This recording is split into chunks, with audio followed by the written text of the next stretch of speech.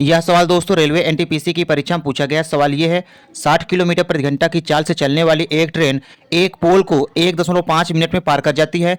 Train की लंबाई metre में बताइए। दोस्तों चाल यहाँ पे किलोमीटर प्रति घंटा में दिया है, इसको मीटर पर सेकंड बदलेंगे, 5/18 से गुणा कर देंगे तो चाल कितना आ गया, 50/3 मीटर पर सेकंड आ गया। समय दोस्तों मिनट में दिया है, इसको सेकंड बदल लेंगे। मिनट को सेकंड बदलने के लिए 60 का गुणा करेंगे तो कितना आ जाएगा, 90 सेकंड यहाँ पे समय आ गया। अब दोस्तों यहाँ पे ट्रेन की लंबाई अर्थात यहाँ पे दूरी पूछ रहा है, तो दूरी बराबर क्या होता है, चाल गुणा समय होता है। तो चाल है 50/3, समय है 90, तो 3 से कैंसिल करेंगे 30 बार जाएगा, तो 50 में 30 का गुणा कर देंगे तो 1500 मीटर इसका सही उत्तर हो जाएगा।